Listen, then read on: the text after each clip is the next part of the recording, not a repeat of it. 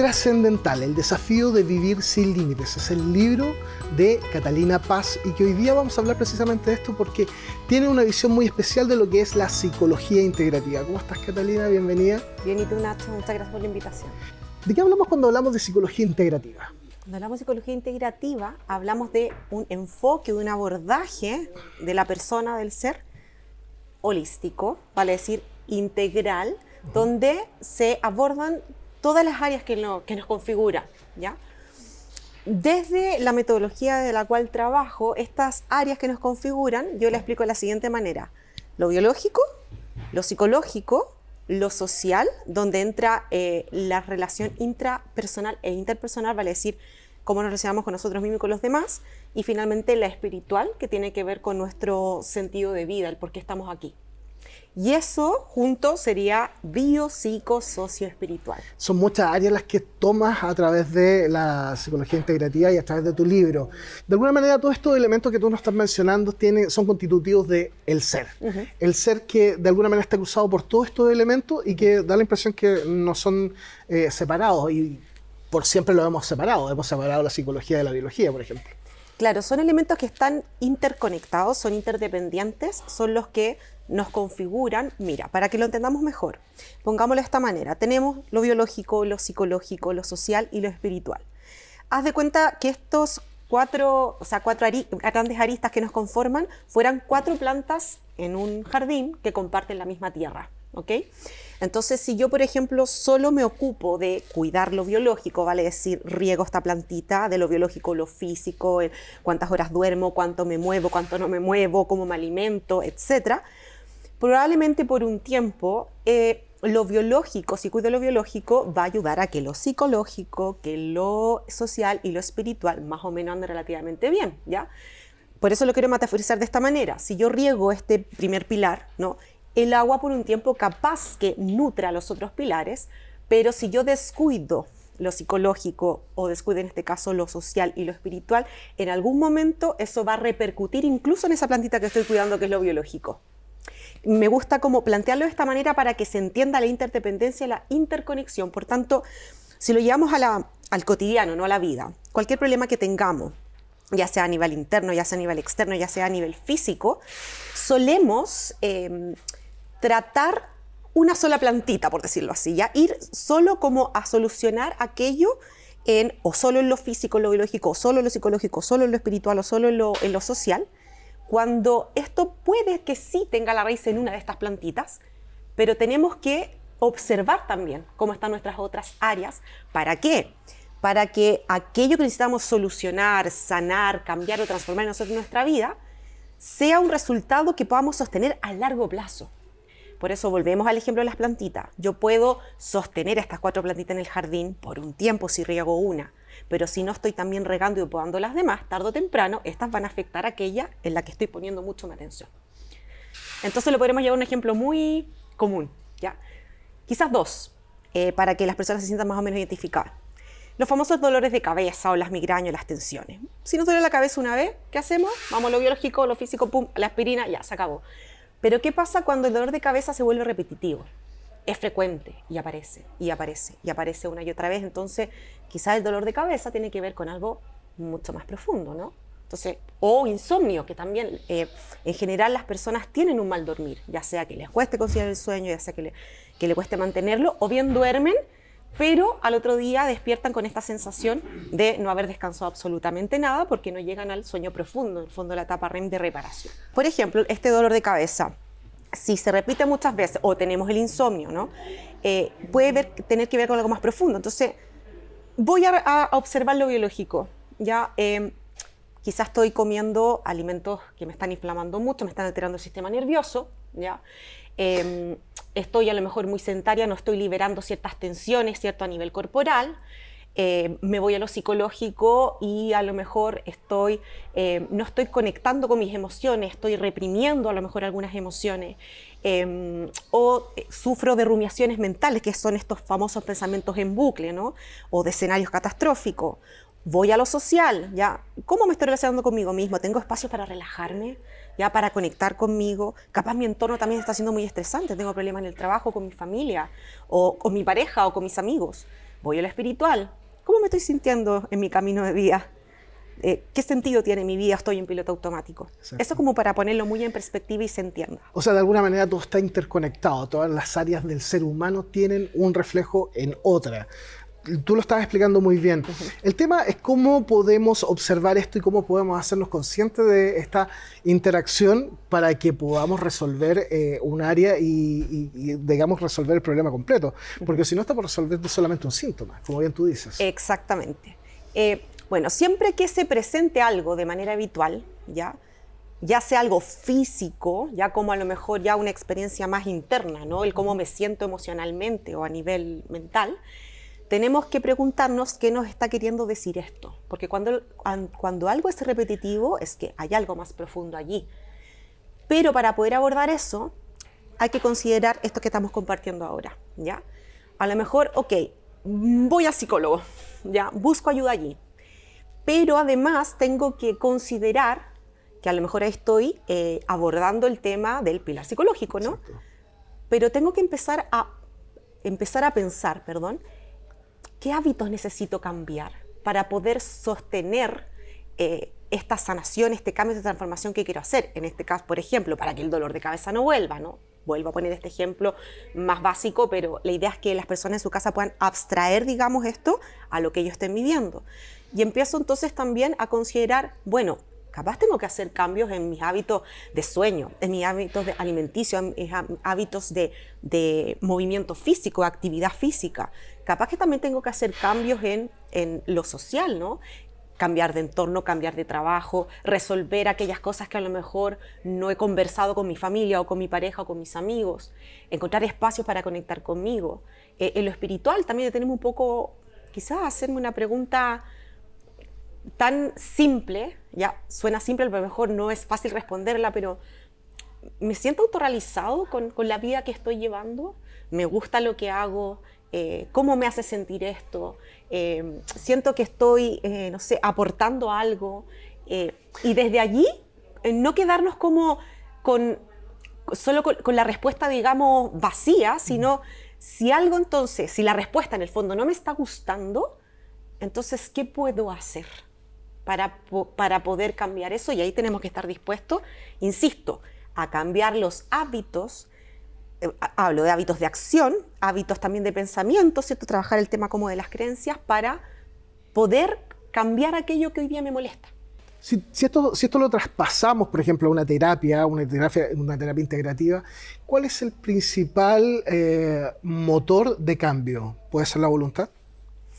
La voluntad por sí sola ayuda, ¿ya? Sí. Pero no basta, ¿ya? ¿Por qué no basta? Porque la voluntad desde como el consciente volitivo, ¿ya? Es lo que nos ayuda a tener claro esto lo quiero, esto no lo quiero. Y de hecho, la definición de voluntad es la libertad de elegir al final, es eso. Entonces, no es que cuando la gente dice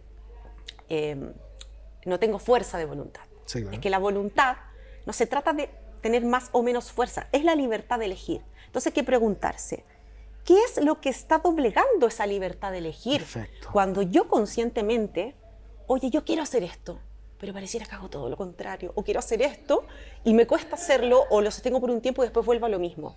Y ahí entonces donde tenemos que ir a hablar de la otra voluntad, ¿ya?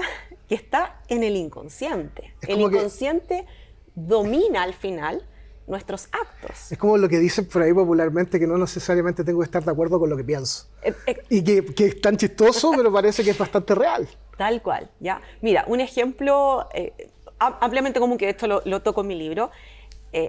Oye, yo quiero adelgazar, yo quiero sentirme bien con mi cuerpo, etcétera, ¿ya? Quiero alimentarme saludable. Lo quiero conscientemente. Pero pareciera que las personas hacen todo lo contrario, ¿ya?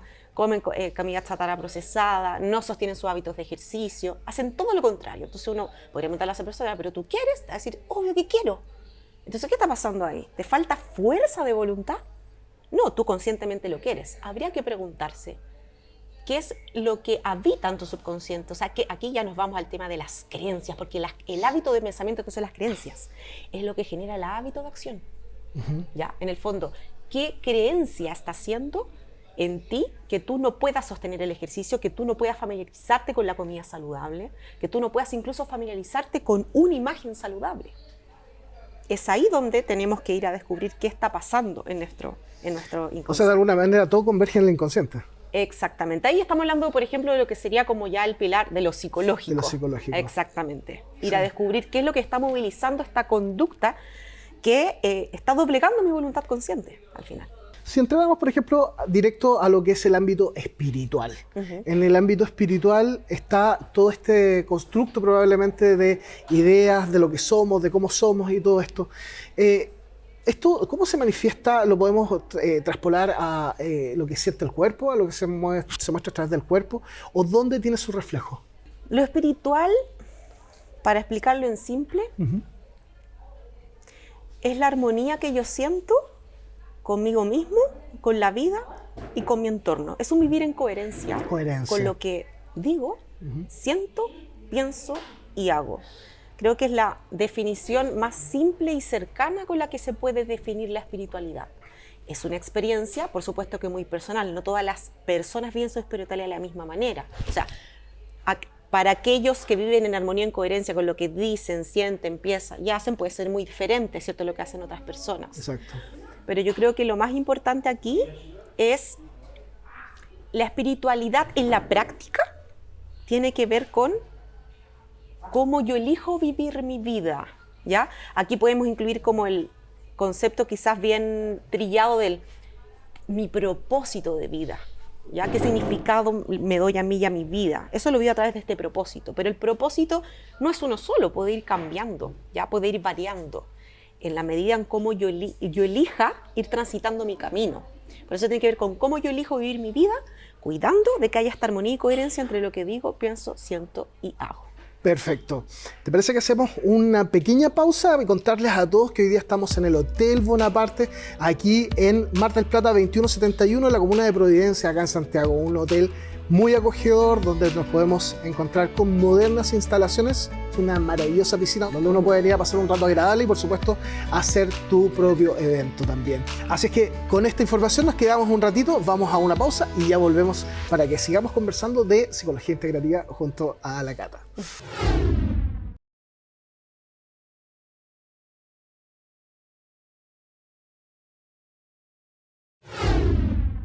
Y ya estamos de vuelta aquí en Psicología Abierta por las pantallas de Bio TV y seguimos conversando de psicología integrativa con Catalina Paz, autora del libro Trascendental, donde explica todo esto de lo que significa integrar distintas dimensiones del ser humano.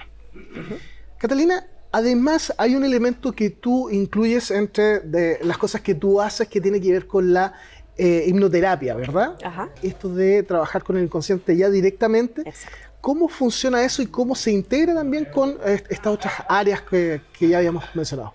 Bueno, la hipnosis acá entra directamente a poder descubrir lo que hablábamos antes, el hábito de pensamiento, que es la creencia que sostiene este hábito de acción, ¿cierto? En el fondo, la creencia que es inconsciente muchas veces, no sabemos qué es lo que es, ¿cierto? Que hace que se doblegue nuestra voluntad, o sea, nuestro querer consciente. La herramienta que utilizo y con la cual trabajo, que menciono en el libro, es la HTR, en español las siglas, que es Hipnosis Transformacional Rápida, o las siglas en inglés RTT, Rapid Transformational Therapy. Esta es una hipnoterapia que trabaja directamente con la neuroplasticidad del cerebro.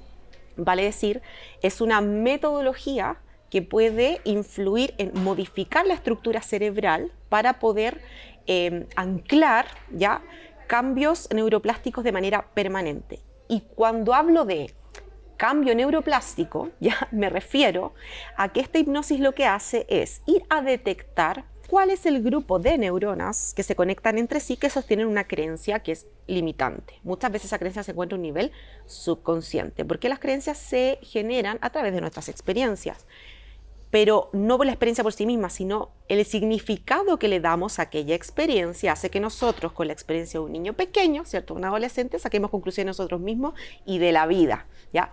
Se instala esta creencia inconsciente, por ejemplo, no soy suficiente, no conecto con los demás, conectándolo con el ejemplo anterior, siempre cero gordo o gorda, o tuve una experiencia donde se burlaron mucho de mí, entonces necesito alejar a los demás, por tanto, genero al final el hábito de comer, ¿cierto? Y no poder a lo mejor estar delgado saludable porque quiero alejar a la gente, no quiero que la gente me mire, ¿ya? Fui muy dañado cuando chico, por tanto, se genera, ¿no?, este hábito de acción, ¿cierto?, a través de esta creencia, ¿ya? No quiero que me vean, la gente me va a hacer daño, entonces se genera esto, pero, como insisto, es a nivel inconsciente. Entonces, con esta hipnosis RTT lo que hacemos es regresar al paciente en este estado de hipnosis, que no es estar ni dormido ni inconsciente de que en el fondo no esté sabiendo qué está pasando conmigo, sino al contrario. Tú en hipnosis lo que haces es estar aún más consciente, pero de tu interior. En un estado de hipnosis tú apagas el consciente crítico, que es el que pone los peros y duda de todo. Que vendría siendo la corteza prefrontal. Eso mismo. Y tiendes un puente directo al subconsciente. Sí. Ya el subconsciente siempre está abierto y receptivo. ¿Cuál es la aplicación de que está siempre abierto y receptivo? Por algo nosotros vamos en el fondo como alojando y guardando, ¿cierto?, estas creencias limitantes, porque el inconsciente se las va comiendo, se las come, ¿cierto?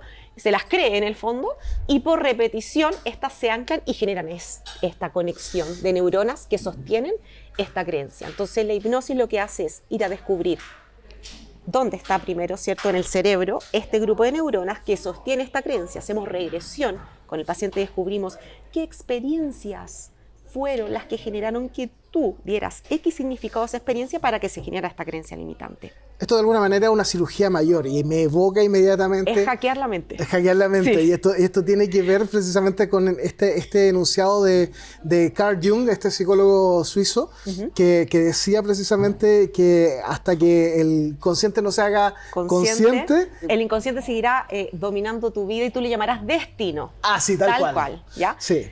O sea, ahí podríamos resumir esto que estoy diciendo. Si no somos conscientes de nuestros patrones inconscientes, vale decir, de lo que está generando, ya sea un padecimiento, una condición, ¿cómo se llama?, un estado emocional o un sentirme, ¿cierto?, a nivel interno, va a ser imposible que yo pueda solucionar eso a largo plazo, lo que hablabas tú antes. Si vamos solo como al síntoma y no nos preocupamos de qué es lo que genera el síntoma, en el fondo el problema va a volver una y otra vez. Y con esta hipnosis, al descubrir finalmente dónde viene, lo que hacemos es usar interruptores dentro de la terapia, que esto tiene como 1000 herramientas además dentro, para que el paciente en el fondo desconecte este grupo de neuronas que sostienen esta creencia y cree una nueva red y una nueva conexión neuronal, vale decir, como que esta nueva información que se ancle genere un nuevo grupo de neuronas que sostengan esta nueva información, pero desconectando la anterior, para que el cambio neuroplástico se instale de manera permanente. Por tanto, el cambio que yo voy a obtener va a ser para siempre y no por un ratito, porque la mente ama lo conocido, aunque sea perjudicial. O sea, no estamos poniendo algo encima, no estamos creando, por ejemplo, una memoria nueva a partir de la que ya había. Ajá, que es lo que un poco pasa con la hipnosis más clásica, ¿ya? ¿Sí? Que, si tú te das cuenta, funciona, ¿ya? Mucha gente acude a ella y tiene resultados, pero después de un tiempo vuelven al hábito. Por tanto, la mente en algún momento va a querer volver, ¿cierto?, al camino viejo, digamos, ¿no? A la información vieja, porque le es familiar y le es conocida y se siente seguro. Por ejemplo, ¿qué patologías o qué situaciones en la vida podemos trabajar con este sistema? Lo que se te ocurra. ¿Lo que se ocurra? Bueno, excepto con hipnosis propiamente tal, por el estado no se puede trabajar, por ejemplo, con pacientes que tengan esquizofrenia, por supuesto. Ni tampoco con epilepsia. ¿Por qué? Porque el estado hipnótico en los de esquizofrenia puede alterar aún más, ¿ya? Y a los esquizofrénicos, los puede alterar mucho más, y a los que sufren de epilepsia, ese estado como de relajación profunda le puede evocar un ataque. Solo con esos dos tipos de pacientes no se puede trabajar hipnosis, ¿ya? Pero para todo lo demás, sí, y se puede trabajar desde depresión, desde fobias, desde adicciones, desde, ojo, no solo como con eliminar quizás lo que nos hace mal, incluso con potenciar y desarrollar talentos, habilidades. Por ejemplo, yo he trabajado con pacientes deportistas, con gerentes o ejecutivos en el fondo que quieren a lo mejor potenciar ya algo en su profesión. El concepto entonces acá es transformar, cómo nos transformamos para poder ir avanzando de mejor manera en la vida o por lo menos conectando y potenciando también Exacto, no solo eliminando lo No solo- perjudicial, sino también potenciando ciertas cosas. Bueno, en mi experiencia, lo más clásico, digamos, que se trabaja con el RTT, el tema como la autoestima y la ansiedad. Se repite mucho. ¿Cómo podemos trabajar en ese sentido de la ansiedad? La ansiedad tendríamos que ir a descubrir cuál es el factor, qué es lo que está provocando esta disrupción a nivel interno. Exactamente, pero hablemos de la ansiedad perjudicial, ya cuando la ansiedad la comenzamos a sufrir, porque la ansiedad en sí misma es un mecanismo de defensa. O sea, hay una ansiedad que es saludable y una ansiedad que es perjudicial.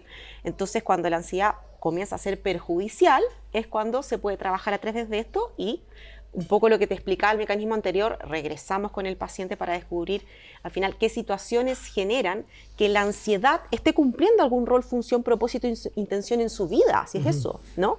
O sea, incluso las cosas que nos perjudican están cumpliendo una función, un rol. La mente piensa que lo está haciendo maravilloso, que nos está ayudando o a protegernos de algo, ¿ya? O a tener más atención o amor del entorno, ¿ya? O incluso a castigarnos, porque cree que lo merecemos de alguna manera. Si yo tuviera que resumirte en concreto cuáles son los 3 motivos, ¿ya? Por que se instala algún patrón, ¿ya? O algún problema en nosotros, responde muchas veces a estas 3 cosas. Que eso tiene una función, un rol y un propósito, una intención, que es o protegernos de algo, o castigarnos porque de alguna manera cree que lo merecemos, o a través de eso obtenemos más amor, más cariño y más atención. ¿Cómo se puede trabajar, por ejemplo, en el ámbito relacional? Cómo nosotros conectamos con el entorno si queremos conectar de una mejor manera o bien desconectar algunas cosas que realmente no nos funcionan o no nos son adaptativas. ¿Cómo funciona en ese caso? Bueno, también se puede trabajar el tema como de las relaciones, ¿ya? O el vínculo. Lo que sí en la hipnoterapia, transformacional rápida, no reemplaza un proceso psicoterapéutico. Eso es muy importante. Okay, sí, es importante aclararlo. ¿Por qué? Porque a veces pacientes llegan con un tema, pero ese tema tiene como muchas aristas, ¿ya? Por tanto, yo siempre recomiendo, en ese caso, comenzar con psicoterapia y complementar con la RTT, ¿ya? O con la HTR. Porque la HTR es muy ejecutiva, la mente se transforma en una sola cosa a la vez. Entonces, ponte tú que el paciente llega con un tema, ya, relación amorosa, pero quizás por otras experiencias, ¿cierto?, de su vida, la raíz no está ahí y esto tiene muchas ramificaciones. Entonces, si yo con el RTT voy a atacar eso, obviamente va a generar cambios, pero van a haber otras patas cojas. Ahí volvemos a lo integrativo, ¿ya? Perfecto. Cuando es algo, el paciente a lo mejor ya viene con un trabajo previo y le va quedando una cosita en particular o en función de la entrevista, ¿cierto?, que yo hago porque tengo que un poco preguntar de dónde viene esto, tu experiencia anterior, etcétera. Me doy cuenta de que algo sí que sí se puede trabajar como solo en eso y ahí solucionamos, bien, démosle con la RTT. Pero si no, psicoterapia. Y para hacer esto del enfoque integrativo y luego complementamos con el TT para que los resultados que tenga ese paciente, ¿cierto?, sean en el fondo a largo plazo y no solo por un ratito. Catalina, te invito a hacer una pequeña pausa para contarte que el Instituto de Psicología de Diálogos ya tiene sus puertas abiertas para este 2025 en sus programas de formación para psicólogos y estudiantes de psicología de los últimos años. Con más de 20 años de vida, el Instituto de Psicología Diálogos ofrece programas de especialización para psicólogos y profesionales de la salud mental. Ya están abiertas las inscripciones para el postítulo de Psicoterapia Dialógico-Narrativa, donde aprenderás a co-construir problemas y alternativas al dolor de diversos sistemas consultantes. También contarás con clases teóricas y prácticas con supervisión directa e indirecta. Para mayor información ingresa a www.ipdiálogos.org. Trascendental es tu libro, Cómo vivir sin límites, ¿verdad? El desafío. El desafío, ese es el gran desafío. Sí. Y de alguna manera tú planteas esta visión, la visión integrativa, donde todo está conectado con todo. Exacto. También, insisto, no es ni este ni ningún libro reemplaza una terapia, ya esto lo explico al principio del libro. Esto tampoco autoayuda. O sea, cabe dentro de los libros de autoayuda, ¿ya? Pero no es un libro que da soluciones simples a problemas complejos. Partamos Perfecto. Por ahí. De hecho, el libro no pretende decirle a la persona, haz esto, haz lo otro, o si haces esto, tal cosa, o esta es la solución, sino que es como una especie de mapa de ruta, ¿ya? Donde lo que hago es compartir información y conocimiento acerca de estos pilares, bio, psico, socio, espiritual, para que la persona en el fondo tenga de base, ¿ya?, los conocimientos de cada una de estas áreas para que entienda, digamos, que todo aquello que quiera cambiar, sanar o transformar, no sirve que lo haga en una cosita o en otra, sino que lo aborde integrativamente y que desde esta información él decida cómo quiere llevar su proceso libre y soberanamente.